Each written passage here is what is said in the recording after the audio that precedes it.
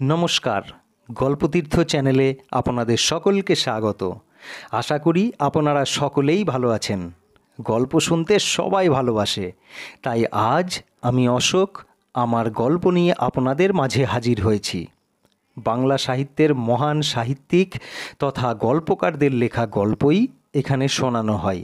আজ আমরা শুনব প্রখ্যাত সাহিত্যিক শরদিন্দু বন্দ্যোপাধ্যায়ের লেখা রক্তখদ্যোত। শুরু হচ্ছে আজকের গল্প রক্তখদ্যোত। সন্ধ্যার সময় প্রাত্যহিক অভ্যাস মতো গুটি কয়েক সভা ক্লাবঘরের মধ্যে সমবেত হইয়াছিলাম। বড়দা সিগারেটের ক্ষুদ্র শেষাংশটুকুতে লম্বা একটা শুক টান দিয়া সেটা সযত্নে অ্যাস্ট্রের উপর রাখিয়া দিল। তারপর আস্তে আস্তে ধোঁয়া ছাড়িতে ছাড়িতে বলিল, ভূতের গল্প তোমরা অনেকেই শুনেছ, কিন্তু ভূতের মুখে ভূতের গল্প কেউ শুনেছ কি? অমূল্য এক কোণে বসিয়া একখানি সচিত্র বিলাতি মাসিক পত্রের পাতা উল্টাইতেছিল। বলিল, অসম্ভব, একটা কিছু বড়দার বলাই চাই। বড়দা বলিল, আপাত দৃষ্টিতে ঘটনাটা অসম্ভব বলে মনে হতে পারে বটে, কিন্তু বাস্তবিক তা নয়। তবে বলি শোনো। অমূল্য তাড়াতাড়ি বলিয়া উঠিল, না না, আজ যে আমাদের সাহিত্য সভার অধিবেশন। অতুল, তোমার সাহিত্যে বস্তুতন্ত্র প্রবন্ধটা তাহলে? ঋষি বলল, কাল হবে। বস্তুতন্ত্রের চেয়ে বড় জিনিস আজ এসে পড়েছেন। বড়দা, তোমার গল্প আরম্ভ হোক। অমূল্য অস্থির হইয়া বলিল, আজ তাহলে বড়দার কতকগুলো মিথ্যে কথা শুনেই সন্ধেবেলাটা কাটাতে হবে। প্রশান্ত কণ্ঠে বড়দা বলিল, কথাটা শুনে তারপর সত্যি মিথ্যে বিচার করা উচিত। তাহলে আরম্ভ করি। গত বৎসর। অমূল্যর নাসারন্ধ্র হইতে একটা সশব্দ দীর্ঘশ্বাস বাহির হইল। বড়দা বলিল, গত বৎসর আমার প্ল্যানচেটে ভূত নামাবার শখ হয়েছিল, বোধহয় তোমাদেরও মনে আছে। যারা জানে শোনে তাদের পক্ষে ভূত নামানো অতি সহজ ব্যাপার। দরকারি আসবাবের মধ্যে কেবল একটি তেপায়া টেবিল। অমূল্য বিড়বিড় করিয়া বলিল, আর একটি গুলিখোর। বড়দা ওদিকে কর্ণপাত না করিয়া বলিতে লাগিল, একদিন একটা ছোট দেখে তেপায়া টেবিল জোগাড় করে সন্ধ্যের পর আমাদের তেতলার সেই নিরিবিলি ঘরটায় বসে গেলুম। আমি, আমার বউ আর পেঁচো। অমূল্য বলিল, এই বয়স থেকেই ছোট ভাইটির মাথা খাওয়া হচ্ছে কেন? বউয়ের কথা না হয় ছেড়ে দিই, কারণ যেদিন তোমার সঙ্গে বিয়ে হয়েছে সেদিনই তার যা হবার হয়ে গেছে। বড়দা বলিল, পেঁচোকে নেবার কারণ তিনজনের কমে চক্র হয় না। তাছাড়া সে ছেলে মানুষ, সুতরাং মিডিয়াম হবার উপযুক্ত। সে যাক। মেঝের উপর টেবিল ঘিরে তো বসা গেল, কিন্তু ভাবনা হলো কাকে ডাকি। ভূত তো আর একটি আধটি নয়। পৃথিবীর আরম্ভ থেকে আজ পর্যন্ত যত লোকের ঈশ্বর প্রাপ্তি ঘটেছে সকলের দাবি সমান। এখন কাকে ফেলে কাকে ডাকি? কিছুক্ষণ চুপ করিয়া থাকিয়া বড়দা বলিল, আমাদের সুভাষকে চেনো তো? জুনিয়র উকিল। তার ভগ্নিপতি সুরেশবাবু হাওয়া বদলাতে এসে গত শীতকালে নিউমোনিয়ায় মারা যান। বোধহয় তোমাদের স্মরণ আছে। অমূল্য, তুমি তো পোড়াতে গেছিলে। হঠাৎ সেই সুরেশবাবুকে মনে পড়ে গেল।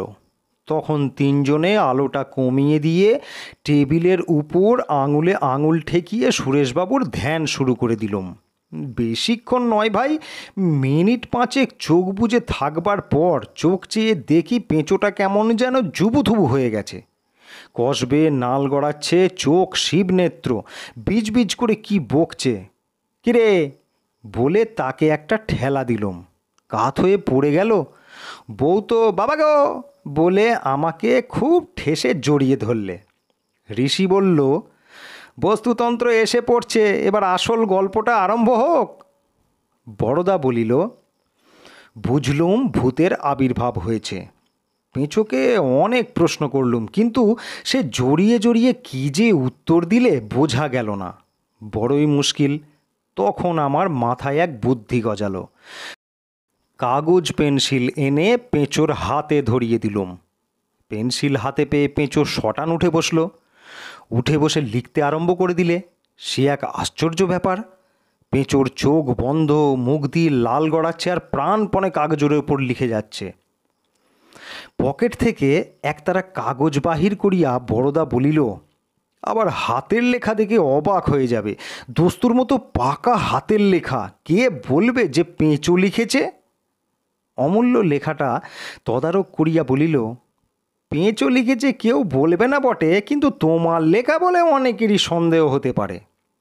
বড়দা বলিল, এই লেখা হাতে পাবার পর আমি সুভাষের বাড়ি গিয়েছিলাম। সুরেশবাবুর পুরনো একখানা চিঠির সঙ্গে মিলিয়ে দেখলুম, অবিকল তার হাতের লেখা। বিশ্বাস না হয় তোমরা যাচিয়ে দেখতে পারো। অমূল্য বলিল, অবশ্য দেখব। ঋষি বলল, সে যাক, এখন তুমি কি বলতে চাও ওই কাগজের তারাটা সুরেশবাবুর প্রেতাত্মার জবানবন্দি? বড়দা বলিল, এটা হচ্ছে তার মৃত্যুর ইতিহাস। পুরোপুরি সত্যি কিনা সে কথা বলতে পারে না, কিন্তু গোড়ার খানিকটা যে সত্যি তা সুভাষ সেদিন স্বীকার করেছিল। এইবার তবে আসল গল্পটা শোনো। এই বলিয়া বড়দা কাগজের তারাটা তুলিয়া লইয়া পড়িতে আরম্ভ করিল। যাহারা মুঙ্গের শহরের সহিত পরিচিত তাহারা জানেন যে উক্ত শহরে পিপরপাঁতি নামক যে বিখ্যাত বিথিপথ আছে, তাহার পশ্চিম প্রান্তে গঙ্গার কূলে মুসলমানদের একটি অতি প্রাচীন গোরস্থান আছে। বোধ করি এই গোরস্থানের সব গোরগুলি শতাধিক বর্ষের পুরাতন। স্থানটি অনাদৃত। কাঁটাগাছ ও জঙ্গলের ফাঁকে ফাঁকে অস্থিপঞ্জর প্রকট করিয়া এই কবরগুলি কোনো রকমে নিজেদের অস্তিত্ব বজায় রাখিয়াছে। এই গোরস্থানের এক কোণে একটি কোষ্ঠী পাথরের গোড় আছে। এই গোড়টি সম্বন্ধে শহরে অনেক ভুতুড়ে গল্প প্রচলিত ছিল। এইসব আজগুবি গল্প শুনিয়া আমি কৌতূহলী হইয়া উঠিয়াছিলাম। আমার জ্যেষ্ঠ শ্যালক বলিলেন যে গোড়টা সজীব। 50 বৎসর পূর্বে নাকি এক সাহেব ওই গোড় লক্ষ্য করিয়া গুলি ছড়িয়াছিল। গুলির আঘাতে পাথর ফাটিয়া ঝলকে ঝলকে রক্ত উঠিয়াছিল। সে রক্তের দাগ এখনও মিলায় নাই। গোড়ের গায়ে তেমনই শুকাইয়া গড়াইয়া আছে। আর যে নাস্তিক সাহেব গুলি করিয়াছিল সেও প্রাণে বাঁচে নাই। সেই রাত্রেই ভয়ঙ্করভাবে তার মৃত্যু হইয়াছিল। একদিন শীতের সন্ধ্যায় শ্যালককে সঙ্গে লইয়া গোড়টি দেখিতে গেলাম। শ্যালক আমারই সমবয়সী, প্রেতজনিতে অটল বিশ্বাস।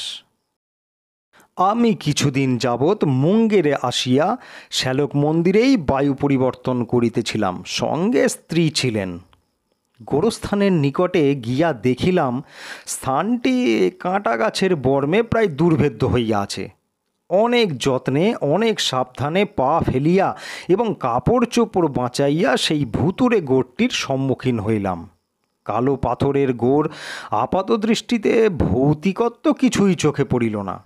হঠাৎ যখন আমরা গোড়টির একেবারে নিকটে আসিয়া পৌঁছিয়াছি, তখন সেই ষোল পাথরের উপর শায়িত আরও কালো একটা জন্তু বোধহয় আমাদের পদশব্দে জাগিয়া উঠিয়া একবার আমাদের মুখের উপর তাহার চক্ষু দুটা মেলিয়া ধরিয়া আস্তে আস্তে গোড়ের অন্তরালে মিলাইয়া গেল।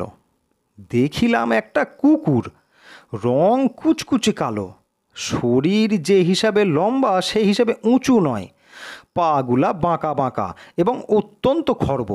কিন্তু সবচেয়ে ভয়াবহ তাহার চক্ষু দুটা, হলদে রঙের সহিত ঈষৎ রক্তাভ এবং মণিহীন। পলক ফেলিলে মনে হয় যেন অন্ধকার রাত্রে খদ্দর জ্বলিতেছে। শ্যালক বলিলেন, লোকে বলে ওই কুকুরটাই সাহেবের টুঁটি ছিঁড়ে মেরে ফেলেছিল। আমি বলিলাম, 50 বছর আগে? কিন্তু কুকুরটাকে তো অত প্রাচীন বলে বোধ হলো না। আমরা কবরটার একেবারে পাশে গিয়া দাঁড়াইলাম। দেখিলাম কুকুরটা যে স্থানে শুইয়াছিল ঠিক সেই স্থানে পাথরের খানিকটা চটা উঠিয়া গিয়াছে এবং তাহারই চারিপাশে লাল রঙের একটা পদার্থ শুকাইয়া আছে। হঠাৎ রক্ত বলিয়া ভ্রম হয়, যেন ওই কুকুরটা সমাধির রক্তাক্ত ক্ষতটাকে বুক দিয়া আগলাইয়া থাকে। শ্যালক জিজ্ঞাসা করিলেন, কীরকম বোধ হচ্ছে? আমি বলিলাম, আশ্চর্য বটে, আমার মনে হয় খুব গরম একটা ধাতু দিয়ে এই পাথরে আঘাত করা হয়েছিল, তাতেই এই রকম হয়েছে। আমার মন্তব্য শুনিয়া শ্যালক আধ্যাত্মিকভাবে একটু হাসিলেন, বলিলেন, তাহা হবে, কিন্তু তাহা যে একেবারেই হইতে পারে না তাহা তাহার কণ্ঠস্বরের ভঙ্গিতে বেশ বোঝা গেল। কোনো একটা তর্কাধীন বিষয়ের আলোচনায় মানুষ যখন উচ্চ অঙ্গের হাসি হাসিয়া এমন ভাব দেখায় যেন অপর পক্ষের সঙ্গে তর্ক করাটাই ছেলে মানুষই, তখন অপর পক্ষের মনে রাগ হওয়া স্বাভাবিক। আমারও একটু রাগ হইল, কিন্তু যে লোক তর্ক করিতে অসম্মত তাহাকে প্রত্যক্ষ প্রমাণ দ্বারা বুঝাইয়া দেওয়া ছাড়া অন্য পথ নাই। তাই আমি বলিলাম, আচ্ছা, এক কাজ করা যাক, আমার মাথায় একটা প্ল্যান এসেছে। এই পাথরটা ভেঙেই দেখা যাক না, ঝলকে ঝলকে রক্ত বেরোয় কিনা। প্রত্যক্ষের বড় তো আর প্রমাণ নেই। নিকটেই একখণ্ড পাথর পড়িয়াছিল, আমি সেটা তুলিয়া লইয়া গোড়ে আঘাত করিতে উদ্যত হইয়াছি, এমন সময় সেই কুকুরটা কোথা হইতে ছুটিয়া আসিয়া একটা বিশ্রী রকমের চিৎকার করিয়া উঠিল এবং সমস্ত দাঁত বাহির করিয়া অত্যন্ত হিংস্রভাবে আমাকে শাসাইয়া দিল। শ্যালক আমার হাত ধরিয়া টানিতে টানিতে বলিলেন, চলে এসো, চলে এসো, কি যে তোমার পাগলামি। কুকুরটার আকস্মিক আবির্ভাবে আমার শ্যালক মহাশয় যতটা অভিভূত হইয়া পড়িয়াছিলেন, বাস্তবিক পক্ষে আমি ততটা হই নাই। অথচ একটা হিংস্র কুকুরকে অযথা ঘাঁটানো বিশেষ যুক্তির কাজ নয়।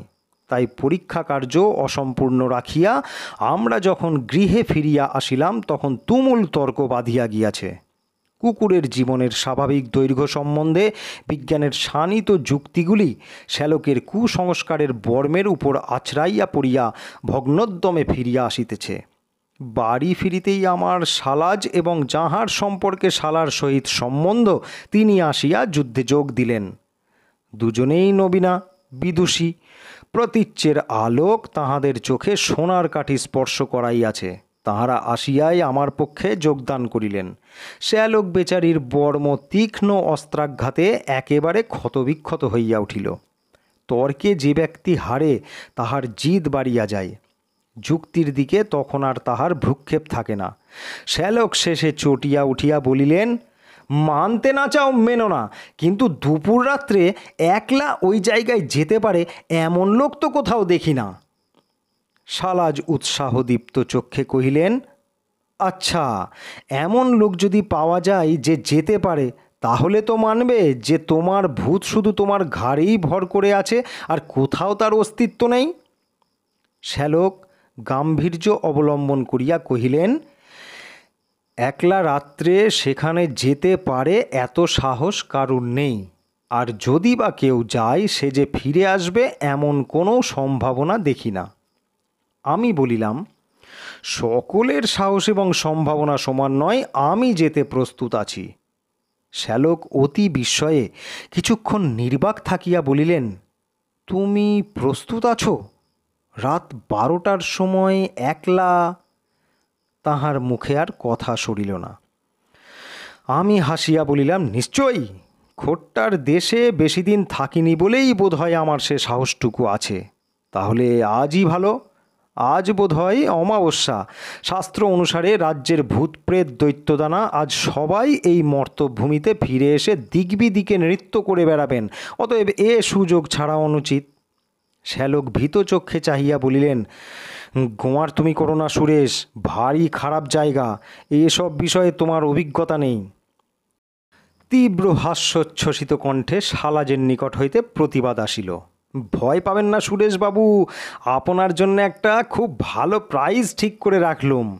আপনি জয় করে ফিরে এলেই এ বাড়ির কোনো এক মহিলা তাঁর বিম্বাধরের রক্তিম রাগে আপনার কপালে ললাটিকা পরিয়ে দেবেন। ভূতজয়ী বীরের সেই হবে রাজটিকা। আমি উৎসাহ দেখাইয়া বলিলাম, লোভ ক্রমে বেড়ে যাচ্ছে, মহিলাটি কে শুনি? তিনি হাসিয়া বলিলেন, তাঁর সঙ্গে কারো তুলনাই হয় না, বলিয়া আমার গৃহিণীর দিকে কটাক্ষপাত করিলেন। আমি একটা নিঃশ্বাস ফেলিয়া বলিলাম, ওই জাতীয় প্রাইজ যদিও আমার ভাগ্যে খুব দুর্লভ নয়, তবু অধিকের প্রতি আমার বিরাগ নেই। তাহলে চুক্তি পাকা হয়ে গেল, আজ রাত্রেই যাব। কিন্তু আমি যে সত্যি সত্যিই কবরের কাছে গিয়েছি, এদিক ওদিক ঘুরে ফিরে আসিনি, এ কথা শেষকালে আপনাদের বিশ্বাস হবে তো? শালাজ অতি দূরদর্শিনী বলিলেন, আপনার মুখের কথা আমরা বিশ্বাস করব নিশ্চয়ই, কিন্তু যাকে বিশ্বাস করানো দরকার তিনিই হয়তো করবেন না। অতএব আপনাকে একটি কাজ করতে হবে, খড়ি দিয়ে গোড়ের ওপর নিজের নাম লিখে আসতে হবে। তথাস্তু। গৃহিণীর দিকে ফিরিয়া বলিলাম, তোমার দাদার প্রেততত্ত্বের মাথায় বজ্রাঘাত করে দিয়ে আসা যাক, কি বলো? অল্প দ্বিধাজড়িত হাসি ভিন্ন আর কোনো জবাব পাওয়া গেল না। শ্যালক বলিলেন, ফাজলামি ছাড়ো, আমি তোমাকে কিছুতেই যেতে দিতে পারি না। শ্যালকের কথা শুনিলাম না, কারণ অনেক ক্ষেত্রে অগ্রসর হওয়া যত সহজ, পশ্চাৎপদ হওয়া তত সহজ নয়। রাত্রি 11:30টার সময় গরম জামায় আপাদ মস্তক আবৃত করিয়া একটা কড়া গোছের বর্মা চুরুর ধরাইয়া বাহির হইলাম। এতক্ষণে গৃহিণীর মুখ ফুটিল, প্রতীচ্য বিদ্যায় জলাঞ্জলি দিয়া বলিলেন, থাক, গিয়ে কাজ নেই। আমি হাসিয়া উঠিলাম, পাগল, ভাই বোন দুজনকার ধাত একই রকম দেখছি। শ্যালক নিরতিশয় ক্ষুব্ধ স্বরে কহিলেন, তুমি এমন একগুঁয়ে জানলে কোন শালা তর্ক করত? এমন বিশ্রী অন্ধকার বোধ করি আর কখনো ভোগ করি নাই। একটা গুরুভার পদার্থের মতো অন্ধকার যেন চারিদিকে চাপিয়া বসিয়া আছে। পথ চলিতে চলিতে পদে পদে মনে হয় বুঝি পর মুহূর্তেই এক চাপ অন্ধকারে ঠোকর লাগিয়া হুমড়ি খাইয়া পড়িয়া যাইব। চুরুটে লম্বা টান মারিয়া মনে প্রফুল্লতা ও উৎসাহ সঞ্চয় করিতে লাগিলাম। সমস্ত ইন্দ্রিয়গুলি অজ্ঞাতসারে এমন সতর্ক ও সন্দিগ্ধ হইয়া উঠিল যে নিজের পদধ্বনি শুনিয়া নিজেই চমকিয়া উঠিলাম। মনে হইল কে যেন চুপি চুপি পিছন হইতে আমার অত্যন্ত কাছে আসিয়া পড়িয়াছে। কিন্তু তথাপি অকারণে ভয় পাইবার পাত্র আমি নই। মনে মনে বেশ বুঝিতে পারিলাম দ্বীপ্রহর রাত্রির এই অন্ধকার, এই স্তব্ধতা, এই বিজনতা সকলে মিলিয়া আমার আন্তরিক সাহসকে দুশ্ছেদ্য একটা ষড়যন্ত্রের জালে ধীরে ধীরে জড়াইয়া ফেলিবার চেষ্টা করিতেছে। একটা অলৌকিক মায়া যেন আমার চেতনাকে আচ্ছন্ন করিয়া ফেলিতেছে। মাকড়সা যেমন শিকারকে প্রথমে সূক্ষ্ম তন্তুর সহস্র পাকে জড়াইয়া পরে ধীরে ধীরে জীর্ণ করিয়া ফেলে, তেমনি এই অদৃশ্য শক্তি আমার সহজ সত্তাকে ক্রমে ক্রমে অভিভূত করিয়া ফেলিতেছে। ক্রমে পিপর পাতি রাস্তার পূর্ব প্রান্তে আসিয়া পড়িলাম। ইহারই অপর প্রান্তে কবরস্থান।